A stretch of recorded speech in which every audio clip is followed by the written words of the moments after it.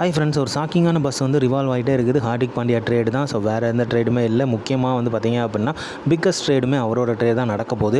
அதனால தான் வந்து பார்த்திங்க அப்படின்னா இவ்வளோ பஸ் வந்து சுற்றிக்கிட்டே இருக்குது.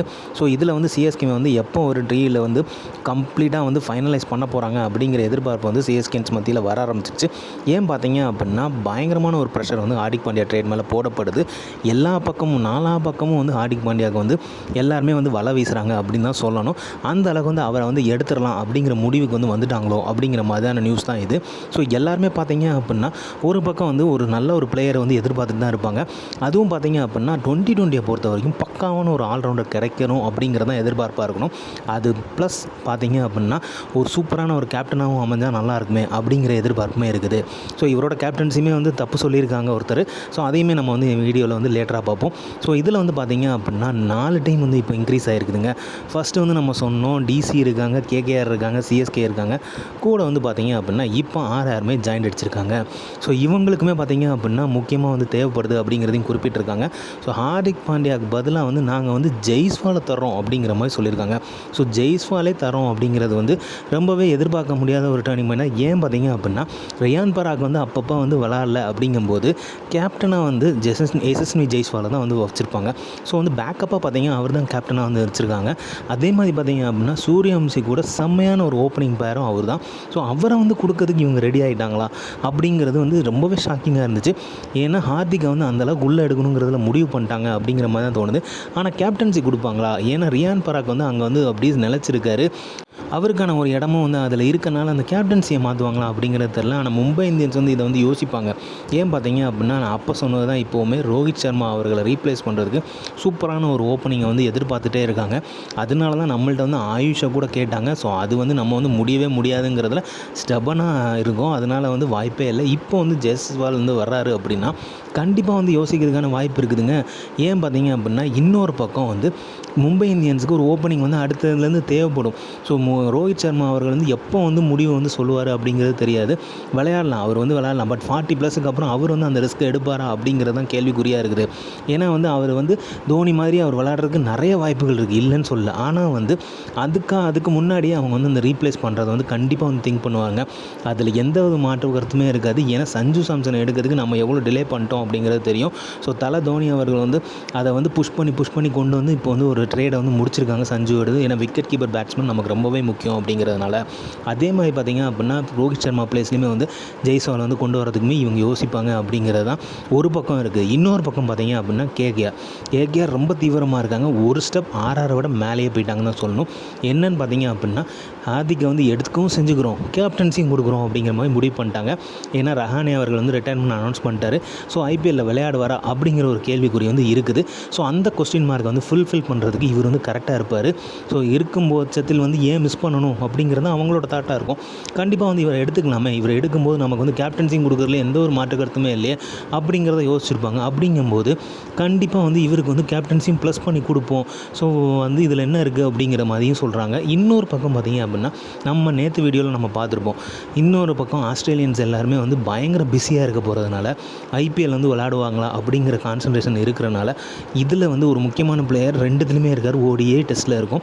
இந்த போன வீடியோவில் சொல்லியிருந்தேன் கேமரான் கிரீன் அதிக காசு கொடுத்து வேறு எடுத்திருக்காங்க. அதே மாதிரி அடுத்த கேப்டன் அவரை போடலாம் அப்படிங்கிற மாதிரி ஃபிக்ஸ் பண்ணியிருந்தாங்க. ஆனால் ஆஸ்திரேலியன் டீம் வந்து இந்த மாதிரியான ஒரு முடிவு எடுத்துட்டாங்க அப்படின்னா கேமரான் கிரீன் ஐபிஎல்லில் விளையாடுவாரா அப்படிங்கிறதுமே ஒரு கொஸ்டின் மார்க்காக இருக்குது. ஸோ அதையுமே வந்து பார்த்திங்க அப்படின்னா ஹார்திக் வந்து ரீப்ளேஸ் பண்ணிடுறாரு. ஸோ அதனால் வந்து நம்ம இவரை எடுத்தால் என்ன அப்படிங்கிறது கேகேஆர் வந்து ஆர்வமாக இருக்காங்க. ஆனால் டிசியை பொறுத்த வரைக்கும் பார்த்திங்க அப்படின்னா அக்ஷர் பட்டேலை கொடுக்குறோம் அப்படிங்கிற மாதிரி சொன்னாங்க. அந்த மாதிரிலாம் நிறைய பேச்சுவார்த்தை நடந்தது. சமீர் ரிஸ்வியும் கேட்டிருக்காங்க எம்ஐ அப்படிங்கிற மாதிரிலாம் டாக் வந்துச்சு. அதெல்லாம் வந்து எந்த விதத்தில் வந்து நடக்க போகுது. டிசி வந்து ரொம்பவே வந்து மைனர் சான்சஸ் தான் இருக்குது பார்க்கும்போது. இன்னொரு பக்கம் பார்த்திங்க அப்படின்னா எல்எஸ்ஜியும் டாக்கில் இருக்காங்க அப்படிங்கிற மாதிரி சொல்லப்படுது. ஸோ இது எந்த அளவுக்கு வந்து நடக்க போகுதுன்னு தெரியல. ஸோ இந்த அளவுக்கு வந்து பயங்கரமான ஒரு பக்காவான ப்ரெஷரைஸ் சிச்சுவேஷனில் ஹார்திக்கோட ட்ரேட் நடக்க போகுது. ஸோ இவ்வளோ இதையும் தாண்டி சிஎஸ்கே சிஎஸ்கே வந்து எப்படி வந்து அடித்து தூக்க போகிறாங்க அப்படிங்கிறத நம்மளோட பாயிண்ட்டை. ஏன்னா சிஎஸ்கேக்கு கிடையாது நடக்காதுங்கிறதெல்லாம் சொல்லவே மாட்டேன். அதுவும் சஞ்சு சாம்சன் உள்ளே வந்ததுக்கப்புறம் எப்படி அடித்து தூக்கி சஞ்சுவை கொண்டு வந்தாங்கன்னு நமக்கு தெரியும். இதே மாதிரி தான் நிறைய பேர் சொன்னாங்க, ட்ரேடு நடக்காது, சஞ்சுவை வந்து உள்ளே வரமாட்டார், சிஎஸ்கே உள்ளே வரமாட்டாங்க அப்படிங்கிற மாதிரி நிறைய நெகட்டிவ் வந்துச்சு. ஆனால் சிஎஸ்கே அடித்து பிளானை போட்டு சூப்பராக தூக்கி உள்ளே கொண்டு வந்தாங்க. ஸோ அதனால் வந்து இப்போ வந்து சிஎஸ்கே அதே மாதிரி ஹார்திக்கை எப்படி உள்ளே கொண்டு வர போகிறாங்க. ஏன்னா கண்டிப்பாக நம்மளோட லைனப்பில் வந்து எல்லாமே பக்காவாக இருக்கும்போது ஒரு ஆல்ரவுண்டர் தேவை, ஃபினிஷர் தேவை அப்படிங்கிறத எதிர்பார்த்துட்டு இருக்கும்போது கண்டிப்பாக மிஸ் பண்ண மாட்டாங்கன்னு தான் நான் நினைக்கிறேன். ஸோ அதுக்கான வாய்ப்புகள் ரொம்ப கம்மி. ஸோ அதுக்கு முன்னாடி இவங்கெல்லாம் பேசுகிறதுக்கு முன்னாடி, ஃபிக்ஸ் ஆகிறதுக்கு முன்னாடி எம்ஐட்டிருந்து எப்படி வந்து நம்ம எடுக்க போகிறோம் அப்படிங்கிறத கண்டிப்பாக யோசிக்க ஆரம்பிச்சிருப்பாங்க. இந்த நியூஸ், அதுவும் பரபரப்பான நியூஸ் வந்து வரும்போது கண்டிப்பாக அதை வந்து திங்க் பண்ணிகிட்டு இருப்பாங்க. இன்னொரு பக்கம் பார்த்தீங்க அப்படின்னா ஃபேமஸான யூடியூபர் வந்து சொன்னார், 2 நாள் முன்னாடி சொன்னார், கண்டிப்பாக வந்து ஹார்திக் வந்து நமக்கு தான் வர போகிறாங்க, ஸோ அண்டர் த டேபிள் எல்லாமே பேசிட்டாங்க அப்படி இப்படின்னு எல்லாமே சொன்னாங்க. ஆனால் இப்போ ரீசெண்டாக பார்த்தீங்க அப்படின்னா இன்னொரு வீடியோவில் பேசும்போது அவர் வந்து டவுட்ஃபுல்லாக வரலாம், நடக்கலாம் அப்படிங்கிற மாதிரி சொல்கிறாரு. ஸோ இதெல்லாம் வந்து யோசித்து பேசும்போது பார்த்தீங்க அப்படின்னா ஃபேமஸான யூடியூபர் அவரே வந்து ஒரு ரீதிங்கிங்கில் தான் இருக்கிறாரு, இது நடக்குமா அப்படிங்கிற ஒரு டயலமாவில் இருக்கார். ஸோ இதெல்லாம் பார்க்கும்போது பார்த்திங்க அப்படின்னா 50-50 தான். நம்ம ஆல்ரெடி சொன்ன மாதிரி தான் 60-40% கண்டிப்பாக வந்து சிஎஸ்கே வந்து எடுக்கணும்னு முடிவு பண்ணிட்டாங்க, தலை தோனி வந்து ஸ்ட்ராங்காக இருக்காருன்னு முடிவு பண்ணிட்டாங்க அப்படின்னா கண்டிப்பாக வந்து எடுக்கிறதுக்கான வாய்ப்புகள் நிறையவே இருக்குது. அதில் எந்த வித மாற்று கருத்துமே இருக்காது. சிஎஸ்கே லாஸ்ட் மினிட் உள்ளே போய் அடித்து தூக்கிட்டு எடுத்துகிட்டு வரதுக்கு வாய்ப்புகள் நிறையவே இருக்குது. ஸோ யாருமே வந்து கவலைப்பட வேண்டாம், ஆனால் வந்து நம்பிக்கையும் வைக்க வேண்டாம் அப்படிங்கிறதான் எல்லாரோட எதிர்பார்ப்புமாக இருக்குது. ஏன்னா வந்து அந்த பக்கம் போகலாம், இந்த பக்கம் போகலாம், இது ஜஸ்ட்டு வந்து ட்ரேடு தான். ஸோ அதனால் எப்படி நடக்கும் அப்படிங்கிறது நம்மளால் கணிக்கவே முடியாது. பட் ஆனால் ஒரு ஹோப்ஃபுல்லி நம்ம வந்து பாசிட்டிவாக நினச்சிக்குவோம். சஞ்சுவை தூக்குன மாதிரி ஹார்திக்கையும் வந்து எடுத்துக்குவாங்க அப்படிங்கிற ஒரு நம்பிக்கை இருக்குது. ஏன்னா எந்த நியூஸுமே வந்து நம்ம பொய்யா வந்து எடுத்துக்க முடியாது, பஸ்ஸாக தான் எடுத்துக்கிறோம். பட் ஆனால் வந்து அது வந்து சம்டைம்ஸ் எந்த பக்கம் போகும் அப்படின்னு தெரியாது இல்லையா. ஸோ அதனால் வந்து பார்த்திங்க அப்படின்னா ஹார்திக் நமக்கு வருவார் அப்படிங்கிற 60% ஹோப்பில் இருப்போம். சிஎஸ்கே மேனேஜ்மெண்ட் கண்டிப்பாக வந்து விட மாட்டாங்க அப்படிங்கிற ஒரு நம்பிக்கை இருக்குது. ஸோ அதனால் வந்து பார்த்திங்க அப்படின்னா கன்ஃபார்மாக வந்து இது நடக்கிறதுக்குள்ள வாய்ப்புகள் இருக்குது.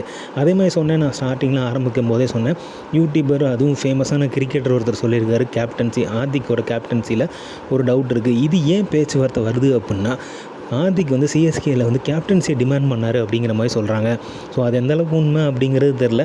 ஸோ அதனால தான் வந்து பார்த்திங்க அப்படின்னா இவ்வளோ நாள் வந்து சிஎஸ்கேக்கு ஹார்திக் வர்றதுக்கு ரெடியாக இருந்த சமயத்தில் டிமாண்ட் பண்ணதை வந்து சிஎஸ்கே வந்து அக்செப்ட் பண்ண மாட்டிக்காங்க, ருத்ராஜ் தான் இருக்கணும், கண்டினியூ பண்ணணும் அப்படிங்கிறத விரும்புகிறாங்க அப்படின்னு சொன்னதுனால தான் சடனாக ஆல் ஆஃப் சடன் வந்து இந்த நியூஸ் வந்து வர ஆரம்பிச்சிருக்கு அப்படிங்கிற மாதிரி சொல்லியிருக்காங்க. ஸோ அதனால வந்து பார்த்திங்க அப்படின்னா இப்போ இந்த cricket player, former cricket player வந்து கேப்டன்சி ஹார்திக் ஒன்றும் அந்தளவுக்கு நல்லா பண்ணலைங்க அப்படிங்கிறது ஸ்ட்ராங்காகவே சொல்கிறாரு. ஏன் கேட்டிங்க அப்படின்னா குஜராத் டைட்டன்ஸ்க்கு டைட்டில் வின் பண்ணி கொடுத்தாரு, அப்புறம் ஏன் மும்பை இந்தியன்ஸ் வின் பண்ணி கொடுக்கல அப்படிங்கிற மாதிரி கேட்குறாரு. அதேமாதிரி பார்த்திங்க அப்படின்னா அவர் கேப்டனாக எல்லாமே சுமன் கில்க்கு கேப்டனாக வந்து ஃபைனல் வரைக்கும் வந்துட்டாங்களே அப்படிங்கிறதையும் சொல்லியிருக்காரு.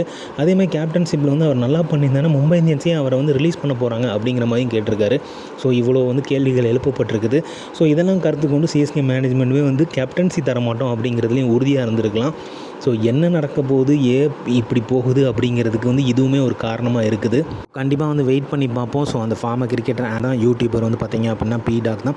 ஸோ இவங்கெல்லாம் வந்து சொல்கிறத வச்சு முடிவு பண்ணும்போது பார்த்திங்க அப்படின்னா ட்ரேட் வந்து 60-40% வந்து இருக்குது. அதே மாதிரி கேப்டன்சி கொடுக்கறதுல சிஎஸ்கே ஸ்ட்ராங்காக இருக்கவங்க அப்படிங்கிறதும் தெரியுது ருத்ராஜுக்கு. ஸோ ஹார்திக் வந்து அதை ஏற்றுக்கிட்டு வருவாரா அப்படிங்கிற கொஸ்டினுமே இப்போ லைட்டாக ரைஸ் ஆகிருக்கு. அதனால தான் வந்து இந்த ட்ரேடு வந்து சிஎஸ்கேவை சுற்றி இருந்துகிட்டு இருந்தது இப்போ நாலா பக்கமும் செதற ஆரம்பிச்சிருக்குங்கிறத மாதிரி சொல்கிறாங்க. ஸோ வெயிட் பண்ணி பார்ப்போம். ஆனால் சிஎஸ்கே கண்டிப்பாக ஒரு நல்ல ஒரு ஆல்ரவுண்டர் ஃபினிஷர் தேவை அப்படிங்கிறது எந்தவித டவுட்டுமே கிடையாது. ஓகே ஃப்ரெண்ட்ஸ், ஹார்திக்கோட அப்டேட் நமக்கு தந்தாச்சு. இந்த மாதிரி கிரிக்கெட் அப்டேட்ஸும் சிஎஸ்கே பற்றி தெரிஞ்சுக்கிறதுக்குமே லைக் பண்ணுங்கள், ஷேர் பண்ணுங்கள். மட்டை பந்து இன்சைட்ஸ் வந்து சப்ஸ்கிரைப் பண்ணுங்கள். தேங்க்யூ.